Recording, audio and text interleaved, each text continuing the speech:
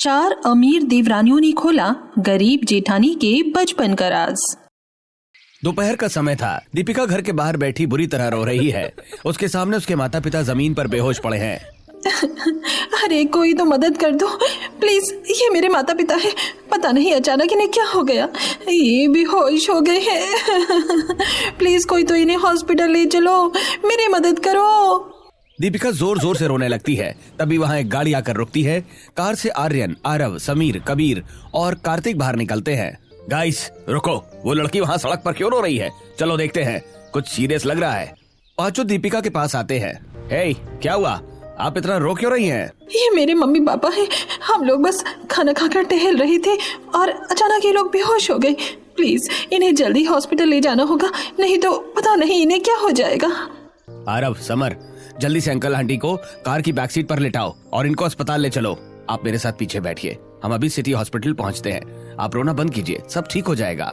आर्यन और उसके भाई दीपिका के माता पिता को कार में बैठाते हैं और हॉस्पिटल पहुंचते हैं। आई एम सॉरी, हमने बहुत कोशिश की लेकिन हम उन दोनों को बचा नहीं पाए। नहीं, ये झूठ है। हे भगवान, ये क्या हो गया? यही दोनों तो मेरा सहारा थे, पूरी मेरी दुनिया थे। अब मैं कहाँ जाऊंगी, कैसे रहूंगी? मैं तो बिल्कुल अकेली हो गई इस दुनिया में। दीपिका रोने लगती है। देखिए, ये बहुत दुख की बात है, लेकिन अब आप फॉर्मेलिटीज पूरी कीजिए और इनकी बॉडी ले जाकर अंतिम संस्कार वगैरह की तैयारी कीजिए। आर्यन सारी कागजी फॉर्मेलिटी करता है और अंतिम संस्कार का सारा इंतजाम खुद ही संभालता है और वो खुद ही दीपिका के माता पिता का अंतिम संस्कार करता है। दीपिका देखो, अब तुम उस घर में अकेली कैसे रहोगी? तुम ऐसा करो, मेरे साथ मेरे घर चलो, तुम वहाँ सेफ रहोगी। नहीं आर्यन जी, मैं कहीं नहीं जाऊंगी। मैं अपना घर छोड़कर नहीं जा सकती। इस घर में मेरे मम्मी पापा की यादें हैं, उनका प्यार है। मुझे कहीं नहीं जाना, मैं यहीं रहूंगी। लेकिन तुम अकेली। प्लीज मुझे मेरे हाल पर छोड़ दीजिए। आपने मेरे लिए जो किया उसका एहसान मैं जिंदगी भर नहीं भूलूंगी। आर्यन दीपिका को बहुत समझाता है लेकिन वो कुछ नहीं समझती। फिर आर्यन अपने भाइयों के साथ वापस अपने घर आ जाता है। यार, मैं उसे कैसे अकेला छोड़ सकता हूँ? पता नहीं वो बेचारी क्या कर रही होगी अभी। अब उसकी लाइफ कैसे आगे बढ़ेगी? और वैसे भी इस माहौल में एक अकेली और जवान लड़की का रहना बिल्कुल सेफ नहीं है। पता नहीं वो कैसे सरवाइव करेगी। मुझे उसकी मदद करनी ही होगी। अगले दिन सुबह आर्यन दीपिका के घर पहुंचता है। दीपिका, ये लो, ये थोड़े पैसे रख लो, तुम्हें जरूरत पड़ेगी। और देखो, तुम प्लीज मेरे साथ मेरे घर चलो। तुम्हारी यहाँ हालत देखकर मुझे डर लग रहा है। नहीं आर्यन, मुझे नहीं जाना। मैं इस घर को छोड़कर कहीं नहीं जाने वाली हूँ। मैं तो रह लूंगी जैसे तैसे, आप मेरी फिक्र मत कीजिए। दीपिका, इमोशनल मत हो, थोड़ा प्रैक्टिकल होकर सोचो। मैंने कहा ना, मुझे नहीं जाना। तभी आर्यन की नजर चूल्हे पर पड़ती है। चूल्हा ठंडा पड़ा था, घर में खाने को कुछ भी नहीं था। ठीक है, मत चलो, पर खाना तो खाना पड़ेगा ना। आर्यन खुद दीपिका के लिए खाना बनाता है। देखो, मैं तुम्हें यहाँ रोज देखने आता ही रहूंगा, बस तुम अपना ध्यान रखना। आर्यन वहाँ से चला जाता है। आर्यन अपने घर पहुँचता है। घर का पूरा परिवार एक साथ बैठकर बातें कर रहा था। आ गई जनाब। आर्यन, इधर आ बैठ। मैं ना तेरी शादी के बारे में बात कर रही थी। देख, मैंने ना तेरे लिए एक बहुत ही कमाल की लड़की देखी है। हाँ हाँ भैया, जो मेरी भाभी है ना, वो एकदम मॉडर्न होनी चाहिए। अरे बिल्कुल, बहुत ही अमीर खानदान की लड़की है आर्यन ये। मैंने तो सगाई की डेट भी सोच ली है। हाँ प्लीज, मुझे अभी कोई शादी वगैरह नहीं करनी है। और एक बात कान खोलकर सुन लीजिए, अगर मैं शादी करूंगा भी ना, तो मैं अपनी मनपसंद की लड़की से करूंगा, ना कि आपकी मनपसंद की लड़की से। आर्यन ये बोलकर वहां से चला जाता है। पता नहीं क्यों, पर वो लड़की मेरे दिमाग से निकल ही नहीं रही है। उसका वो दर्द, उसकी वो मासूमियत, आई थिंक मैं उसे पसंद करने लगा हूँ। अब अगर मैं किसी से शादी करूंगा तो बस उसी लड़की से करूंगा। रात हो गई थी। आर्यन अपनी माँ के कमरे में जाता है, जहाँ पहले से उसके चारों भाई बैठे हुए थे। माँ, मुझे आपसे कुछ बात करनी है, मुझे एक लड़की पसंद है। ओहो भैया, वो जो आजकल आप रात रात भर गायब रहते हो, ये उसी का चक्कर है क्या? अरे भैया, पर वो जो लड़की है वो तो आपको पता है ना वो कैसी है। अच्छा, तो मैं समझ गई, वो पक्का कोई गरीब घर की लड़की होगी।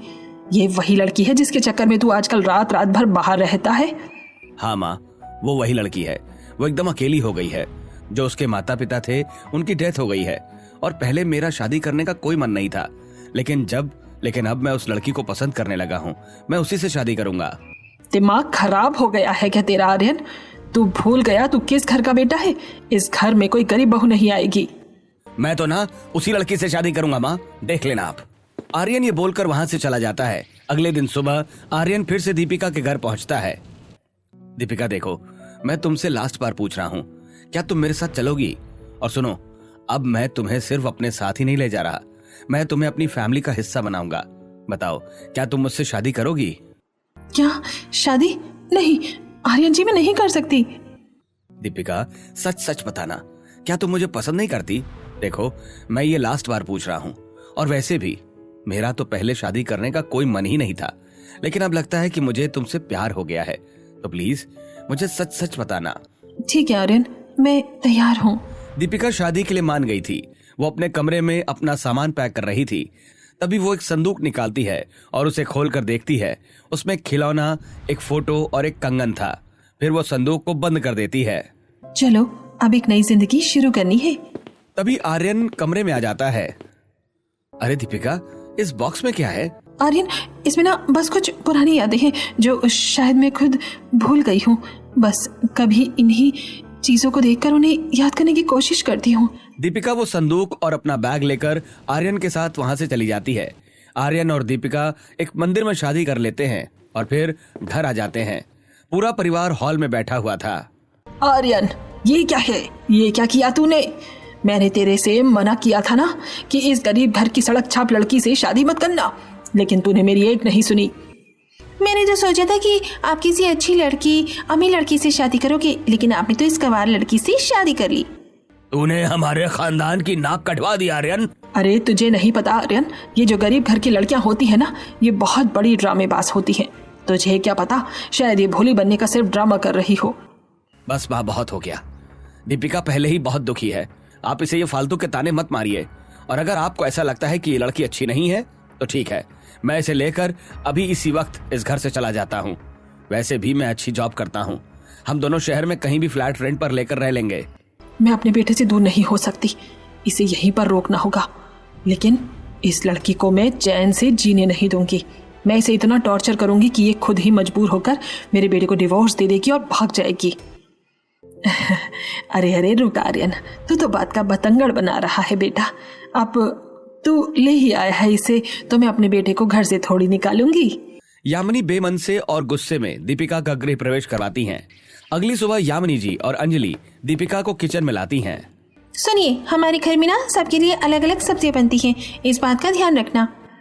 और हाँ, खाना बनाने से पहले इस पूरी किचन को 2 बार रगड़ रगड़ कर साफ करना। दीपिका किचन को साफ करने में लग जाती है, तभी आर्यन वहां आ जाता है। अरे माँ जी, आप उससे ये सब क्यों करवा रही हैं? कल ही तो आई है वो, और वो भी बहुत ज्यादा दुखी है। तू बीच में मत बोल आर्यन, अब वो इस घर की बहू है और बहुओं को कैसे ट्रीट करते हैं ये एक सास को बहुत अच्छे से पता है। तो ऑफिस जा, मैं सब कुछ देख लूंगी। आर्यन अपने ऑफिस चला जाता है। पूरा परिवार डाइनिंग टेबल पर बैठा है। दीपिका अपना बनाया हुआ खाना सभी को सर्व करती है। छी, ये क्या जहर बनाया है तूने? क्या हुआ माँ जी? मुझे नहीं खाना तेरे इस मनहूस हाथ का खाना। अरे मुझे तो लगता है कि तू ना अपने उन माता पिता को भी ऐसे ही जहर खिलाकर खा गई होगी, तभी तो वो मर गए। माँ जी प्लीज ऐसा मत बोलिए। क्यों ना बोलो, जैसे तेरे संस्कार है ना वैसे ही तेरे माँ बाप होंगे। तुम गरीब लड़कियां ना बस यही आंसू बहाने का ड्रामा करती हो। दीपिका बहुत ज्यादा दुखी हो जाती है, पर अपने कमरे में चली जाती है और फिर वो अपना संदूक निकालती है और उसे देखकर रोने लगती है। हे भगवान, ये कैसी जिंदगी है मेरी। जिन माता पिता ने मुझे इतने प्यार से पाला वो मुझे अचानक छोड़कर ही चले गए। मुझे कुछ समझ नहीं आ रहा कि मैं क्या करूं। मेरी सास वो मेरे मरे हुए माता पिता को ताने मार रही है। मैं कैसे जीऊंगी इस घर में। रात का समय हो जाता है। यामिनी जी ने अपनी कुछ सहेलियों को अपने घर पर बुलाया होता है, जो कि हॉल में बैठी हुई थी। अरे सुनो, आज ना मैं तुम लोगों का एक बढ़िया वाला एंटरटेनमेंट करवाती हूँ। ओ दीपिका, इधर आ जरा। दीपिका वहाँ आती है। इसे देखो, ये है हमारे घर की गरीब बहू। आर्यन ना इसे सड़क से उठा लाया है, और ये जो है ना ये बहुत बड़ी ड्रामेबाज है, और इसकी शक्ल देखो कितनी बेकार लगती है। यामिनी जी की सारी सहेलियां दीपिका को देखकर जोर जोर से हंसने लगती हैं और उसका मजाक उड़ाने लगती हैं। दीपिका को ये सब बहुत बुरा लगता है और वो अपने कमरे में चली जाती है।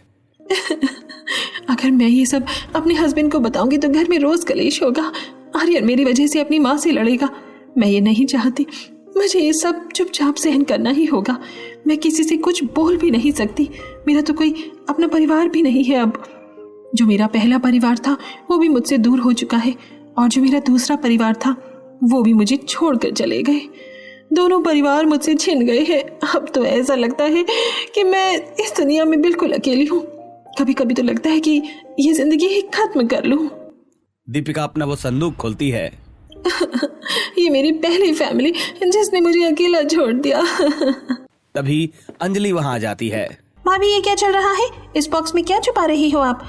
पक्का तुम ना हमारे घर के गहने या कैश चोरी करके इसमें छुपा रही हो ना?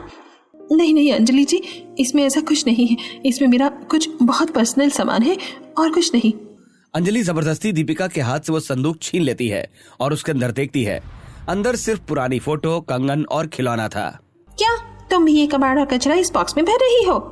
तुम ना सच में गवार की गवार ही रहोगी। अंजलि वहां से चली जाती है। दीपिका जल्दी से संदूक को अपनी अलमारी में रख देती है। बस एक यही संदूक तो है जो मुझे मेरे पहले परिवार की याद दिलाता है। मुझे तो कुछ ठीक से पता ही नहीं है कि मेरा पहला परिवार कैसा दिखता था। पता नहीं है वो लोग कैसे दिखते होंगे और कहाँ होंगे। अगले दिन सुबह का समय था। यामिनी जी हॉल में बैठी थी। पूरा परिवार भी वहीं बैठा हुआ था। देख लिया ना आप लोगों ने, आर्यन ने गलती की है, लेकिन मेरे बाकी 4 बेटे आरव, समर, कबीर और कार्तिक, वो मेरी बात कभी नहीं टालेंगे। मैं उनके लिए एकदम अमीर लड़कियां ढूंढूंगी। सही कह रही हो यामिनी, बहुएं अपनी स्टैंडर्ड की होनी चाहिए। मैंने ना बिचौलिए से बात कर ली है। उसने बोला है कि शहर के सबसे बड़े बिजनेस परिवारों से रिश्ते लाएगा। देखना जल्दी ही इस घर में 4 ऐसी बहुएं आएंगी जो उस दीपिका से 1000 गुना बेहतर होंगी। कुछ समय बीत जाता है। यामिनी जी अपने 4 बेटों के लिए शहर की सबसे अमीर लड़कियां जानवी, मानवी, वानी और सिमरन को पसंद कर लेती हैं और उनकी शादी भी हो जाती है। गृह प्रवेश के समय, आओ मेरी बच्चियों, आओ, आज मेरे घर में सच में लक्ष्मियों ने कदम रखा है। तुम चारों बिल्कुल मेरी मनपसंद बहुएं हो। यामिनी जी चारों का गृह प्रवेश करवाती हैं। गृह प्रवेश के बाद सब हॉल में बैठ जाते हैं। किचन दरवाजे पर दीपिका खड़ी हुई थी। मानवी, वो कौन है वहाँ किचन के पास? ओह, इसे इग्नोर करो बेटा। वो जो वहाँ खड़ी है ना, वो आर्यन की बीवी है। तुम चारों मेरी बात ध्यान से सुन लो। तुम चारों उस दीपिका से एकदम दूर रहना। मॉम, वो जेठानी है हमारी। जेठानी नाम की है बस। और तुम लोग घर के काम वाम की कोई टेंशन मत लेना। जो तुम्हारी जेठानी है ना, सारा काम वही करेगी। अगली सुबह के 5 बज रहे थे। चारों नई बहुएं उड़ गई थी। वो बाहर हॉल में आती हैं तो देखती हैं कि यामिनी दीपिका को डांट रही हैं। तेरा दिमाग खराब है? तेरे से कहा था ना कि सुबह 4 बजे उठ जाना। देख 5 बज रहे हैं, महारानी की नींद ही नहीं खुलती। वो माँ जी। चुप कर, मुझे बहाने नहीं चाहिए। आप जल्दी से किचन में जा और सबके लिए नाश्ता तैयार कर और मेरी चारों बहुओं से दूर रहना। यामिनी जी ये बोलकर वहां से चली जाती हैं। दीपिका किचन में जाकर नाश्ता बनाने लगती है। तभी जानवी, मानवी, वानी, सिमरन उसके पास आती हैं। जेठानी जी, गुड मॉर्निंग। अरे आप लोग यहाँ क्यों आ गए? आप प्लीज़ आप बाहर जाइए। माँ जी मुझे देख लेंगी तो बहुत डांटेंगी। अरे रिलैक्स जेठानी जी, आज हमारी पहली रसोई है ना, तो ये सब हम कर लेते हैं। आप जाइए। नहीं, आप लोग प्लीज़ जाइए, मैं बना लूँगी। अगर सासू माँ ने देख लिया कि आप लोग काम कर रहे हैं और मैं खड़ी हूँ तो वो बहुत गुस्सा होंगी। प्लीज़ आप लोग जाइए यहाँ से। दीपिका जानवी, मानवी, वानी, सिमरन को वहां से भगा देती है। गाइस, मॉम कैसी हैं? जेठानी जी से कितना रूडली और उल्टा सीधा बोल रही हैं। एग्जैक्टली, और जेठानी जी कितनी डरी हुई हैं। ये तो बिल्कुल भी सही बात नहीं है। सभी घर वाले बैठकर नाश्ता कर रहे थे और दीपिका सभी को नाश्ता सर्व कर रही थी। जेठानी जी, आप क्यों सर्व कर रही हैं? आप भी तो हमारे साथ बैठिए ना। लाओ, हम भी आपकी मदद करवा देते हैं। सब लोग खा रहे हैं, आप भी खाइए। अरे नहीं, आप लोग खाइए, मैं बाद में खा लूंगी। अरे जानवी बेटा, तुम क्यों परेशान हो रही है? वो तो इस घर की नौकरानी है, और वैसे भी नौकरानी तो तभी खाती है ना जब पूरा परिवार खा लेता है। आर्यन को गुस्सा आता है, लेकिन इससे पहले कि वो कुछ बोल पाता, जानवी, मानवी, सिमरन और वानी एक साथ खड़ी हो जाती हैं। सासू माँ, हम जब से आए हैं हम नोटिस कर रहे हैं आप जेठानी जी के साथ बिल्कुल अच्छा बिहेव नहीं कर रही हैं। वो इस घर की बड़ी बहू है, कोई नौकरानी नहीं। बिल्कुल, आप बैठिए जेठानी जी, हमारे साथ खाइए। दीपिका ये देखकर इमोशनल हो जाती है, लेकिन वो अपनी खाली थाली उठाती है और वहाँ से जाने लगती है। मुझे ना अकेले खाने की आदत है। दीपिका ये बोलकर वहाँ से चली जाती है। रात का समय हो जाता है। दीपिका संदूक को देखकर रो रही होती है। हे भगवान, ये क्या हो गया? मेरी जिंदगी में मेरा तो कोई नहीं है, सब कुछ बिगड़ गया, सब लोग मुझे छोड़ गए। दीपिका के कमरे के बाहर जानवी, मानवी, सिमरन और वानी खड़ी हुई थी जो उसे देख रही थी। गाइस लुक एट हर, वो कितनी टूट चुकी हैं। लगता है इनके माता पिता इन्हें छोड़कर चले गए हैं, तभी तो देखो ये कितनी दुखी हो रही हैं। हाँ यार चलो अंदर चलते हैं, उन्हें संभालते हैं। चारों कमरे के अंदर जाती हैं। जिठानी जी प्लीज मत रोइए, क्या हुआ? नहीं नहीं, मुझे किसी की जरूरत नहीं है, तुम चारों जाओ यहाँ से और आराम करो, मैं ठीक हूँ। दीपिका उन्हें अपने कमरे के बाहर निकाल देती है। चारों कमरे के बाहर खड़ी थी। दीपिका के कमरे का दरवाजा हल्का खुला हुआ था। वो देखती है कि दीपिका अपने आंसू पोंछती है और आईने के सामने खड़ी होकर गाना गाने लगती है। फूलों का तारों का सबका कहना है, 1000 में मेरी बहना है, सारी उम्र हमें संग रहना है। गाइस ऐसा लग रहा है कि ये गाना पहले भी कभी सुना हो। ओह माय गॉड, ये तो बिल्कुल गाना वैसा ही है ना जो हमारी जो बड़ी बहन गाया करती थी। एक कमरे में जानवी, मानवी, वानी और सिमरन रो रही थी। यार हमें स्कूल में टीचर ने बहुत ज्यादा डांटा। हाँ क्योंकि हमने अपना मैथ्स का होमवर्क टाइम से नहीं किया था, मुझे बहुत ज्यादा बुरा लग रहा है। यार घर पे मम्मी पापा ने भी डांटा। तभी कमरे में उनकी बड़ी बहन आती है और वो कंधा उठा के माइक की तरह उसमें बोलने लगती है। क्या चल रहा है यहाँ? ये आंसुओं की नदी क्यों बह रही है? चलो रोना बंद करो, आज मैं तुम्हें एकदम खुश कर देती हूँ। आज मैं तुम्हें गाना सुनाती हूँ। अच्छा, फूलों का तारों का सबका कहना है, 1000 में मेरी बहना है, सारी उम्र हमें संग रहना है। सभी बहनें खुश हो जाती हैं और साथ में नाचती गाती हैं। एकदम वैसा ही गाना गा रही है जेठानी जी, खुद को संभालने के लिए। अब चलो गाइस यहाँ से चलते हैं, मॉम देख लेंगे। चारों वहाँ से चली जाती हैं। अगले दिन दीपिका की तबीयत खराब थी। तभी यामिनी जी और अंजलि उसके पास आती हैं। ओ महारानी, ये क्या ड्रामा लगा रखा है तूने? सुबह के 8 बज गए हैं, किचन में नाश्ता कौन तेरा बाप आकर बनाएगा? माँ जी मैं क्या करूँ, मैं सच में बहुत बीमार हूँ, मुझे रात से फीवर है, इसलिए भी काम नहीं कर पा रही हूँ। ओ प्लीज भाभी ड्रामा मत करो। तभी जानवी, मानवी, वानी और सिमरन वहाँ जाती हैं। मॉम ये क्या चल रहा है? अरे जानवी बेटा, तुम लोग यहाँ क्या कर रहे हो? मैंने कहा था ना इससे दूर रहना। देखिए मॉम, आप लोग ना ये बिल्कुल अच्छा नहीं कर रही हैं। हमने आपको कई बार नोटिस किया है, जेठानी जी गरीब फैमिली से हैं, उनका इस दुनिया में कोई नहीं है, तो इसका मतलब ये थोड़ी है कि आप लोग उनके साथ ऐसा बिहेव करेंगे। अब आप लोग प्लीज यहाँ से जाइए। यामिनी जी और अंजलि गुस्से में वहाँ से चली जाती हैं। अरे जेठानी जी क्या हुआ, आप इतना रो क्यों रही हो? रिलैक्स ना यार, मॉम तो ऐसी ही है। वानी मैं ठीक हूँ। अच्छा जेठानी जी रोना बंद करो, मैं ना आपको एक बहुत ही घटिया वाला जोक सुनाती हूँ। सिमरन दीपिका को बहुत अजीबोगरीब जोक सुनाती है। ये लड़कियां कितनी प्यारी हैं, बिल्कुल मेरी उस छोटी बहन जैसी, जो जब भी मैं रोती थी ना तो ऐसे ही मुझे फालतू की चुटकुले सुनाकर हंसाती थी। दीपिका एक कमरे में बैठकर रो रही होती है। आज मोहल्ले के उन गंदे लड़कों ने मुझे बहुत परेशान किया, मेरी साइकिल की हवा निकाल दी। तभी उसकी चारों बहनें उसके पास आती है। क्या हुआ दीदी, आप रो क्यों रही हो? दीदी आपको पता है हाथी और चिट्टी की शादी क्यों नहीं हुई? क्योंकि चिट्टी के पापा को हाथी का दांत पसंद नहीं आया। दीपिका ये सुनकर हंसने लगती है। दीदी जिस लड़की ने आपको परेशान किया था ना, हम चारों ना अभी उसके घर की खिड़की पर पत्थर फेंक कर आए हैं। हाँ अब जो होगा देखा जाएगा, हमारी दीदी को कोई परेशान करे और हम ये सब चुपचाप देखकर थोड़ी ना रुक सकते हैं। मेरी देवरानियाँ तो बिल्कुल मेरी उन बहनों की जैसी लग रही हैं, लेकिन पता नहीं मेरी वो चारों बहनें अब कहाँ होंगी। मुझे तो अब उनके चेहरे भी ठीक से याद नहीं है। कुछ दिनों बाद शाम का समय था। जानवी, मानवी, सिमरन और वानी छत पर बैठकर बातें कर रही थी। यार आज मॉम का चेहरा देखा था, जब हमने जेठानी जी की साइड ली तो वो एकदम शॉक में आ गई थी। तभी दीपिका एक ट्रे में चाय और नाश्ता लेकर छत पर आती है। ये लीजिए आप लोगों की चाय।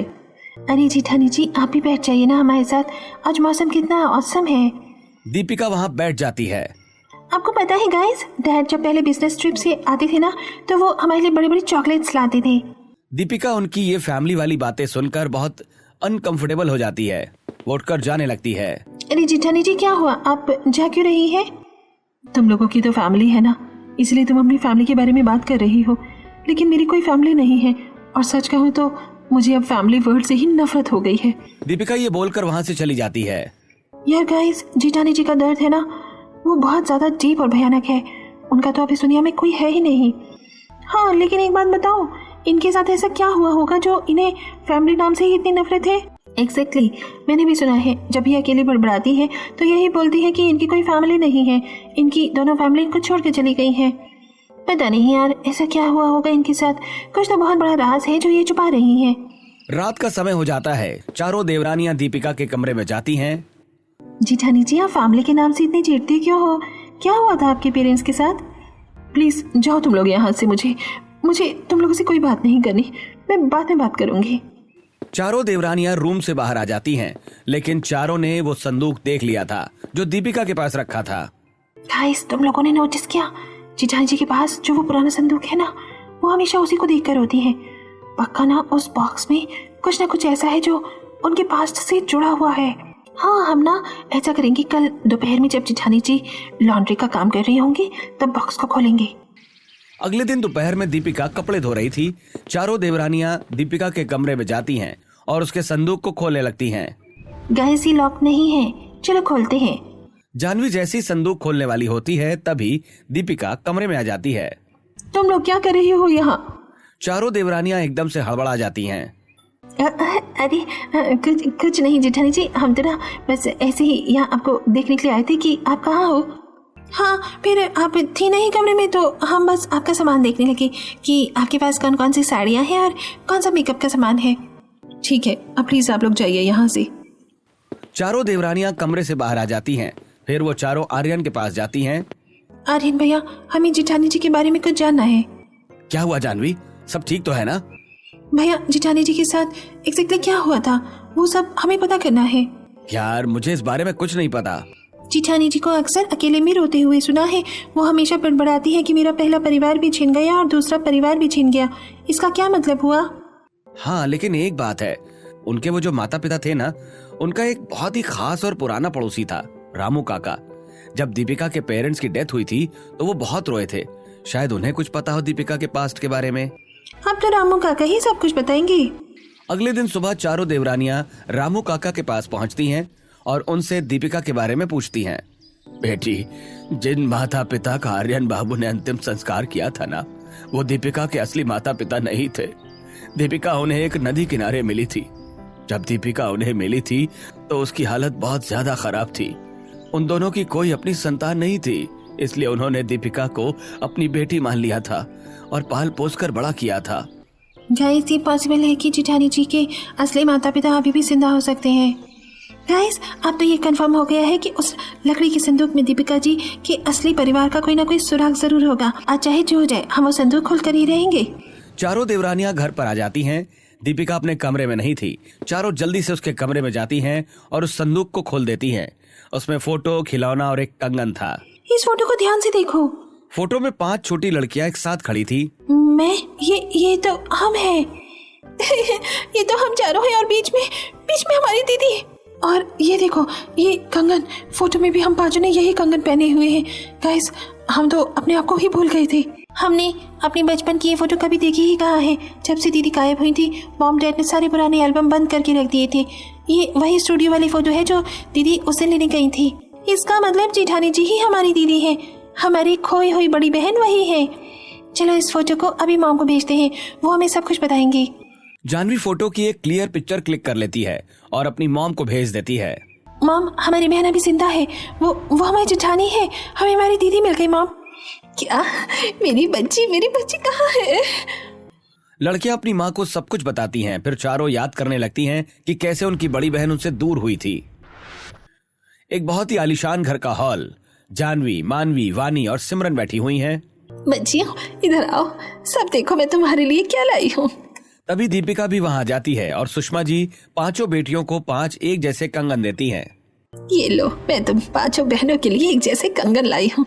इनमें तुम्हारे नाम भी लिखे हुए हैं। इन्हें हमेशा पहन कर रखना। Thank you mom.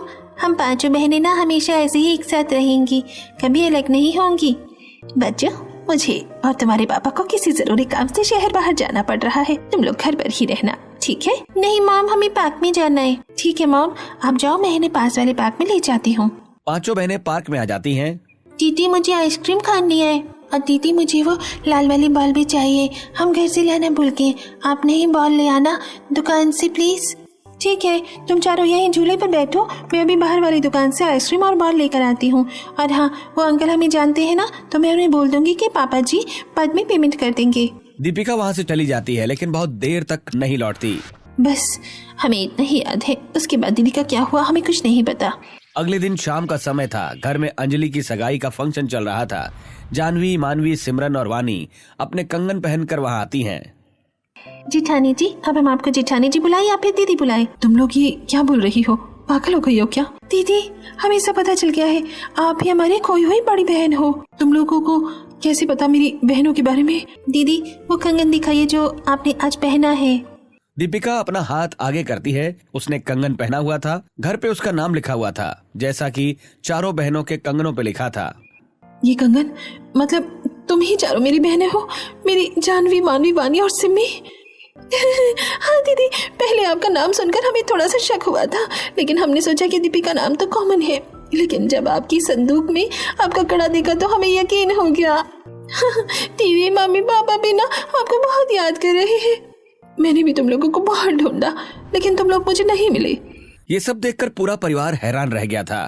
तुम लोगों को क्या लगता है मैंने तुम लोगों को नहीं ढूंढा? मैंने बहुत कोशिश की थी, लेकिन मुझे कोई नहीं मिला। दीदी, उस दिन आपके साथ क्या हुआ था? आप पार्क से आइसक्रीम लेने गई थी, फिर आप गायब कैसे हो गई? उस दिन मैं पार्क से बाहर निकली थी तुम्हारे लिए आइसक्रीम लेने पर। दीपिका एक दुकान से आइसक्रीम खरीद रही थी। अंकल, मुझे ना 4 चॉकलेट आइसक्रीम दे दीजिए और 1 वनीला।